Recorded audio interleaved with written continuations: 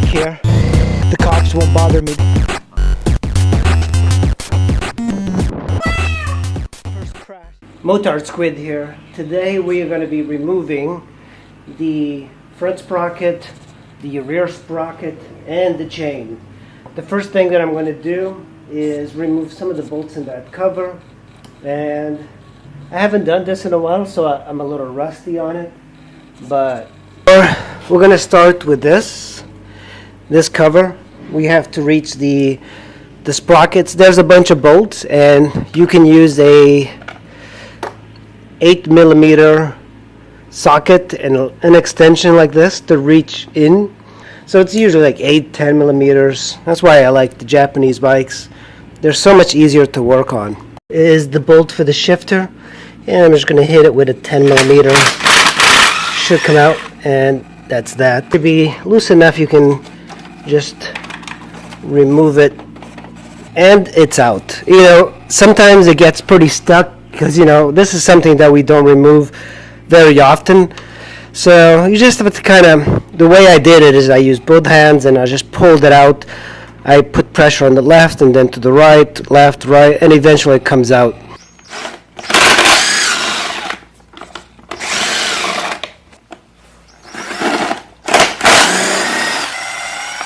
There's one down here. As I kind of messed up a little bit, and what I did is that this bolt of the plastic cover is kind of stuck, so I need to drill it out and pull it out, but I managed to bend it this way, and I'm going to just go ahead and remove the parts that I need to. Alright, one thing I'm going to do is remove this, so I can, and that's that. You don't lose these bolts. I've been guilty of that quite a few times. So 2 bolts, and then this goes like this, and it holds the clutch cable up. I can even put it all the way up here if I want. And there's the spring. This is the push rod. This is what tends to break if the chain gets too loose, and oil will just pour out of there, so I don't lose them. I'm just gonna push it in a little bit. I have the plastic off. If you want to look at it a little bit better, the plastic is basically stuck on here because this bolt was too tight. I tried to remove it, I tried to like helicoil it out, and I couldn't, so I'm leaving it here for now until I can fix it. This is your sprocket, your counter sprocket, I believe that's what it's called, the chain, and then you have this big nut here. You also have a washer over here you have to bend into place in order to get the sprocket out. Washer here inwards.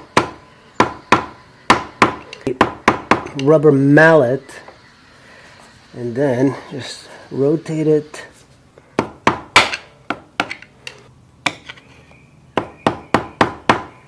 Now you're going to need one of these. It's a 32mm socket.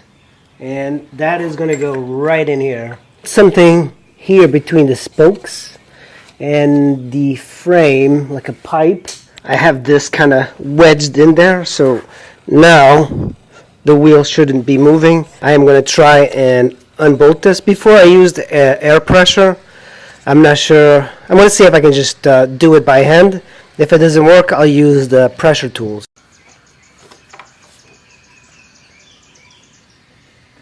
This is what I'm going to use to remove the bolt. Make sure you hold it pretty well. And that's pretty much it. Here is the bolt. Now we have a washer here. Oh, and it comes out pretty easily. And that's it. This is what you bend back into the big nut as a safety thing. It just prevents it from the nut from coming out. Access to the sprocket, and you see it just comes out really easy. Air tools, if you have them, they're much easier.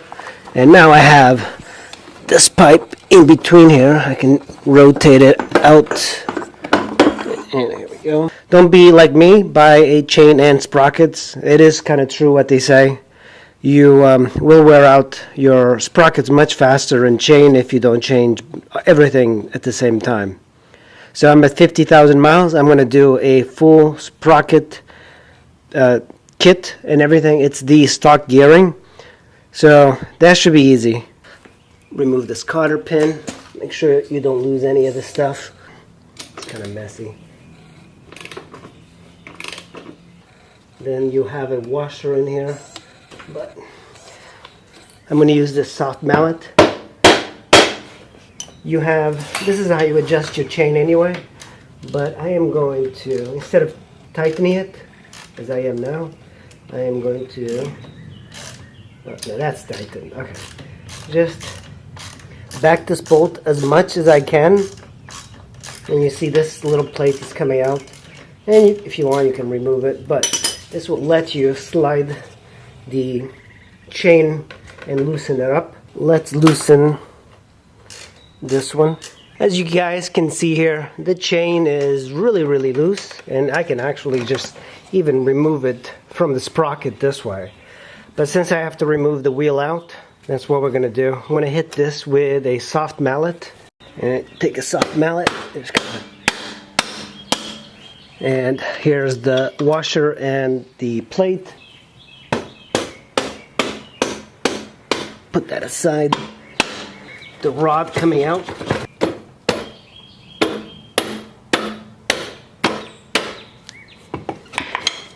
Now with the rod out, let's put the chain to the side and see if we can bring it back. Make sure you don't lose these spacers that will pop out. There's one on the left and one on the right. The brake lever is on this mount, and you can just put it aside and bring it back like this. And I'm just gonna dangle there for a bit. I'm just gonna rest the caliper on top of the swing arm. Sprocket sits like this on the wheel, and you can see there is some wear on the sprocket. If you look from the top, for example, you definitely can tell this is pretty worn. The teeth are actually like aiming towards the side. And let me show you the new sprocket. By the way, this is a JT sprocket. It's a steel sprocket, and it's a 47 tooth.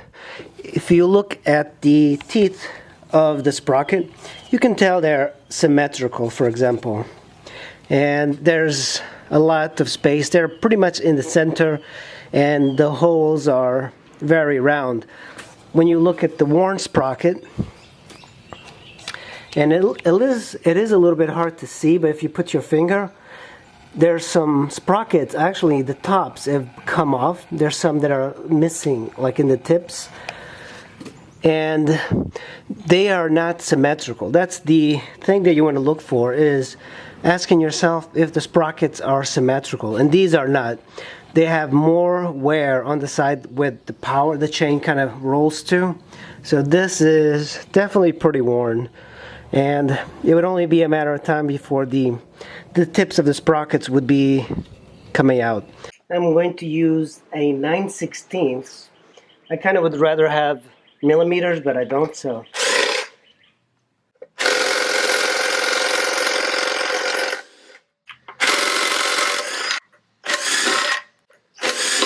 So that are the bolts. What we're going to do is take your sprocket out, and here it is. Just drop the new one in. And I'm going to thread by hand these, like that. Make sure that they're in quite a bit. Sprocket is in. To remove this front one. Let's remove this front one. And it should just slide out. And then we have to break the chain. And that is the counter sprocket. You can tell it's got the same wear patterns, and that's all you need. What I'm going to use to break the chain is this tool.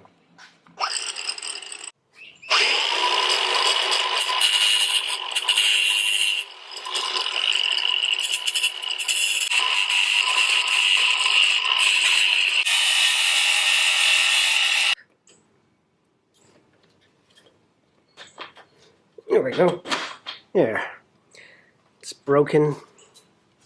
And whew, it's hot. So this should, there we go. And that's what the chain how easy it is to get the chain out. Alright guys, here I have the new chain. It's a X1R motorcycle chain, black steel, whatever, GT chain. And on the floor I have the old chain. So what I'm going to do is just line it up, make sure it's the right size. Bunch of stickers. Don't lose this. This is the rivet type of thing. I might have to remove one link from the chain. So chains typically come in two styles, the rivet and then the master link. This is a rivet style, but I'm actually considering putting the master link style. This is the sprocket we're going to use. That's the old sprocket right here. This is the new sprocket. And this will just slide in here. And I'm not going to bolt it up.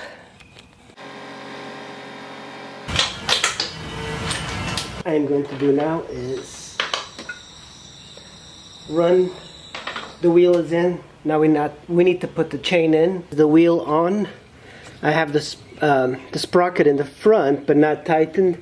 What I'm going to do now is to just see how the chain will fit. I'm going to run it through. And yeah, I think that will work. Let's I don't know if it seems pretty big. Let me see if I can. I am thinking about removing one clip. So guys, I have pretty much finished removing one more link from the chain that I ordered in order for it to fit. So this chain comes with the rivet style. Yeah, let me find it. Yeah, this is the rivet style that comes with it. And what's included in the rivet are a packet like this with the chain wax and 4 O-rings, and then there's this bit and this. The way the rivet works is that you use a tool to compress these two metal plates together, and it pretty much becomes as strong as having a chain. Like, it's a really good system, and a lot of people prefer this.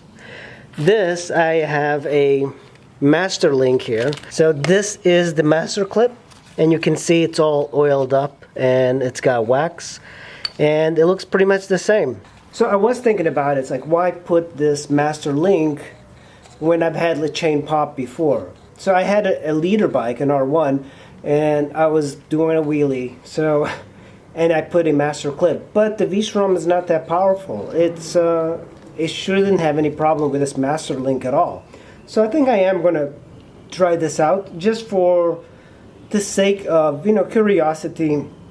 And I've heard a lot of guys on the stormtrooper.com website that have used this without any problems, and I know that it was just probably a fluke in the chain that I had or something that happened, but I think I'm going to try this out. It's a much simpler way of installing a chain. I am tempted to put this one, is that I am looking into getting a front wheel hitch mount for my pickup truck in case I go on a trip. And what I would want is to remove the chain quickly so there's not wear on the chain and sprockets. So I'm thinking that the master clip, while I have the chain, I'm putting in a new chain. I'm going to try this out because this would be a very convenient way of removing the chain and have it a way to haul my bike out to Deals Gap, where I intend on going for a few weeks, maybe even months. This, and we're going to take 2 of these O-rings and I'm going to slide them in. This is going to be the back part. I'm going to slide the other one in, and it's already waxed up, and we're going to fit it in the back of the chain going this way. Put it on. I'm going to go to the back here, and let's see. It's a little hard with one hand, but let's see if I can do it. And here we go. It's in there. It's coming out. So as you can see, this pops out quite a bit, right? Because there's like a little cuts in this master link that are going to be holding the other side of the metal like this. But what we need to do is make sure that our O-ring is nice and oily. Put the O-ring here, push it in. Make sure there's no debris on your chain here. Alright, so that's my O-ring. Let me make sure I push it in. Let's see. We have to use this metal bit. And so this is my chain tool, and I've used it quite a bit over the years. These tools, this is my chain tool. So the way this works is that this will compress the chain together, and there's these little holes in these plates that let hopefully the little pins go through and squeeze them right in here. So let's see if we can push this together. You definitely don't want to make this too tight, but there we go. I think that might be it. I think it's this way, not this way, because if it rotates this way, you don't want it to hit anything. So we're going to put it this way. I might need some... and there we go. Look. And I think that's it. That's pretty much it. This should be nice and solid in there. I'm going to push it. So the first thing that goes in is the washer, like this, and then we're going to take... That's pretty good. Now we just have to tighten it and bend the washer this way. That way it won't fly out.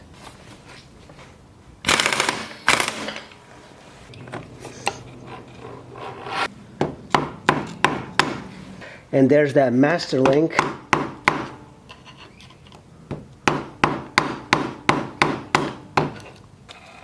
So if there's a hole in the back here, that goes into the counter or the push rod. And let's just put top bolt on here. And you see I'm just doing it by hand for now until it's tight on there. The spring is on there as well. But I think I forgot something. No, it's just the cover. There's always something I forget. That's the problem with being a bad mechanic. Hopefully we won't forget something.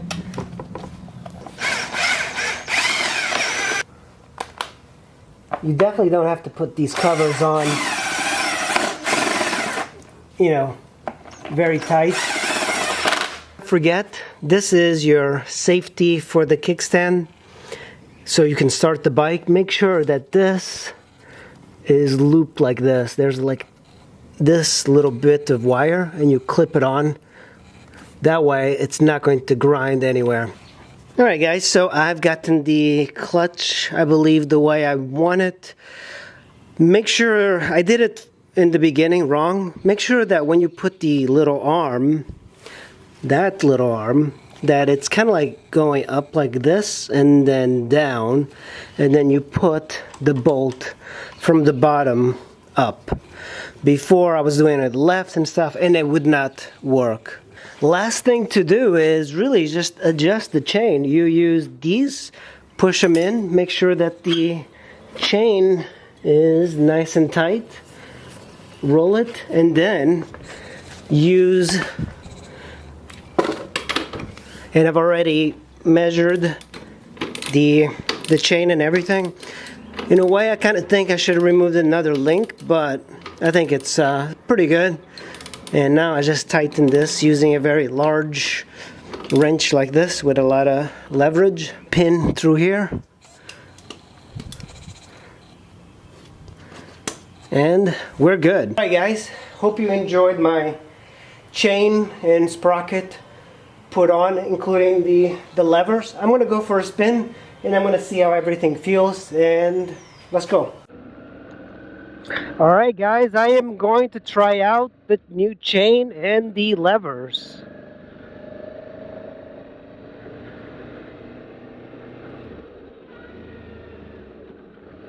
Man, so far the levers feel pretty darn good. And the chain is nice and quiet.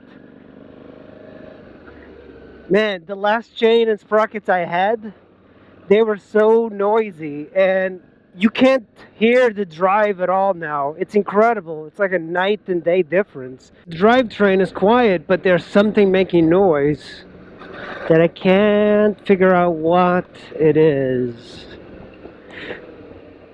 I am back in the garage from testing the chain. I think I did figure out what was causing that rattling, and it was this. I just forgot to tighten up this, so it was doing that. But it seems like the bike is pretty good. We just need to fix some things.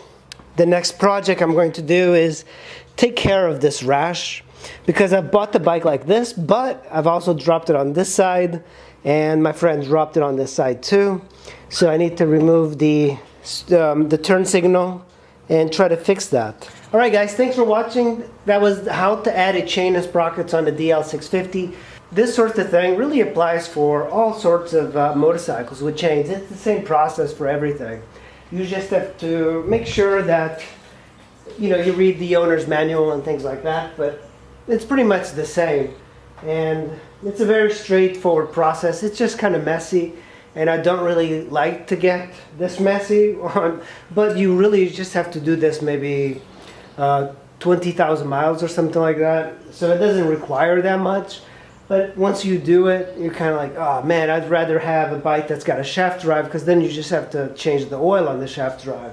But on these, you have to remove all of this sort of stuff and add chains and sprockets once in a while.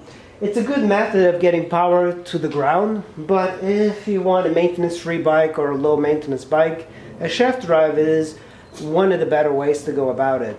Alright guys, thanks for watching. I really appreciate it, and make sure you watch some more videos. Alright, thanks. I'll see you in the next video.